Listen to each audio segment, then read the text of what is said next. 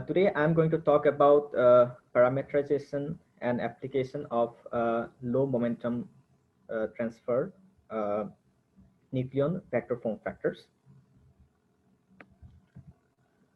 Uh, in this work, we present the proton and neutron vector form factors and their uncertainties and correlations in a model-independent parametric form, which is optimized for low momentum transfer, that is q square less than few gv square. The form factors are calculated from a global fit to electron scattering data and the precise value of charge radii measurement. Then I will talk about the effect of the high precision data from A1 collaboration on the charge current quasielastic cross sections. And finally, we will see how it motivates for new measurements of the proton magnetic form factor. Here I have a quick outline of the talk. First, I will talk about some basic theories and techniques that is used for this work. And then I will talk about different applications from neutrino cross sections to atomic spectroscopy. Okay, the nucleon electromagnetic current can be expressed in terms of the so-called Dirac and Pauli form factors as shown below.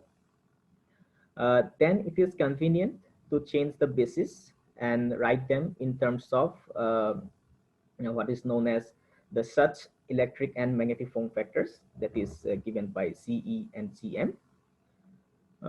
Now the scattering cross section of a relativistic electron of a recoiling point-like nucleus is given by the Mach's formula. Then the structure dependence of the nucleon can be included in terms of the such electric and magnetic form factors as given by the Rosenblatt formula.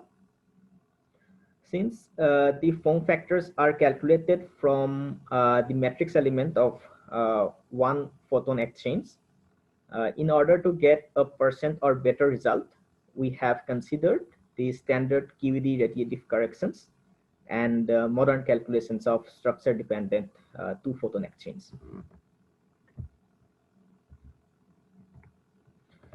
Okay, in many previous analysis, people have used different functional form for the form factors. In order to get a model-independent analysis, we have used the so-called G expansion scheme. In this scheme, we can make the form factors analytically continued to the complex plane. And according to the QCD constraint, nucleon form factors must be analytic in Q square outside a time-like branch cut at 4 times the mass of pion square, which is nothing but the 2 pion production threshold.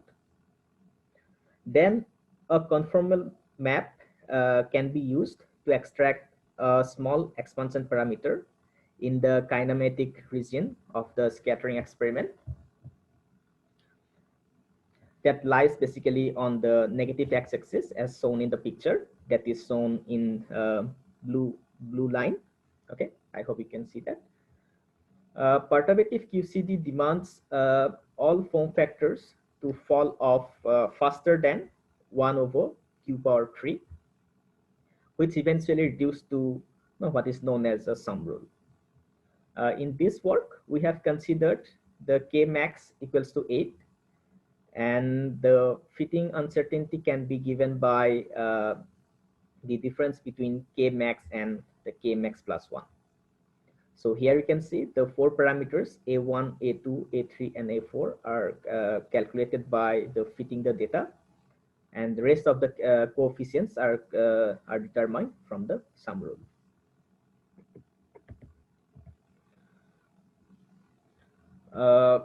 Now the, charge current quasielastic cross section is given by the following form. And here the parameters A, B, and C are, I mean, they depend on the nucleon isovector form factor, axial form factor, and pseudoscalar form factors. And all other parameters are defined as follows. Here we can see different kinematical regions for future experiments like Dune and Hyper-K. For lighter leptons like electrons and muons, neutrino cross sections are sensitive to q square less than 1 GeV square.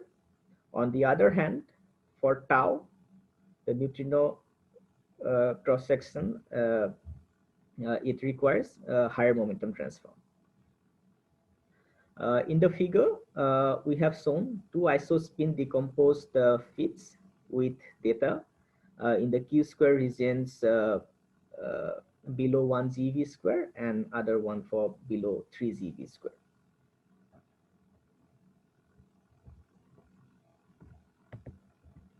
Okay. In the following graph, you can see how the total cross section deviates from the previous parameterization, which is known as the BBBA parameterization, which is shown in the blue dotted line. I hope you can see that. And in the following table, we have shown the results of the total cross section from different data sets comparing with the previous results. And certainly, the charge current quasielastic cross section differs by 3 to 5% compared to the earlier form factor models when we consider the data from A1 collaboration. In this figure, we have shown the magnetic form factor of the proton normalized to the dipole form. Here you can see the black dash dotted the curves, which contains the data from A1 collaboration along with the electric charge radius constraint. Then like here, what we observe is that the magnetic form factor from A1 collaboration is significantly different from all the previous results. So at the end, I would like to give another application in atomic spectroscopy. The two photon exchange provides the leading order correction to the hyperfine splitting. The dominant piece of the two photon exchange is proportional to what is known as the Zemach radius, which is of course calculated by the following formula, integral formula. In the figure, we have compared the proton Zemach radii with all previous calculations. Constraining the charge radius by lower value from the muonic hydrogen, it also lowers the Zemach radius, and also the change in the magnetic form factor due to the A1 collaboration data. It also lowers the Zemach radius. And in this figure, it corresponds to the difference between the point ISO 3 and ISO 1. So our result is smaller than previous estimates by 2 to 3 sigma. Hence, we observe that the Zemach radius is sensitive to the charge and magnetic radii, and both electric and magnetic form factors. Okay, so finally, I would like to conclude by saying the following. The nucleon electromagnetic form factors play a very important role for precisely understanding the nucleons and nuclei. Form factor fit from relevant kinematical regions is presented in a convenient form for applications such as neutrino event generators like Gini, and finally including the data of the A1 collaboration the charge current quasielastic cross section shift by 3 to 5%, which is of course triggered by the proton magnetic form factor. Okay, so here I conclude, and thanks for your attention. Okay, thank you for this very clear talk. Yeah, I will open the floor for questions. Please raise your hand and I will call you, and I think then can unmute you. I can't raise my hand, but thank you very much for this, Kaushik. I'm wondering on slide, which one was it? 8, where you have the uncertainty bands. Could you, I'm sorry if I missed it, but could you talk a little bit more about how those uncertainties are motivated? Okay. Sorry? Oh, sorry. The uncertainties you show here, could you talk a little bit more about how they are motivated? Oh, okay. So in this case, so if you look at the dark the black band, so that uncertainty is basically coming from the vector form factor, and of course if you see this one, so as I talked about here, the magnetic form factor is basically the one from the A1 collaboration, that is the one that is given by the black long dash dotted curve, that is significantly different. So that also has effect on this curve. And moreover, as I talked earlier, that we also put the radiative correction, so that also has effect in this uncertainty. So that's why, like, we have compared with the earlier results. So we can see the earlier results, the most conventional parameterization before this one, that is the BBBA parameterization, that is given in the blue dotted line. And so here so here we have separated the uncertainties in terms of the axial form factor and the vector form factor. The bigger one is the axial contribution from axial form factor, and the smaller this band, the black band, is the uncertainty coming from the vector form factors. Great, thank you. Okay. Great.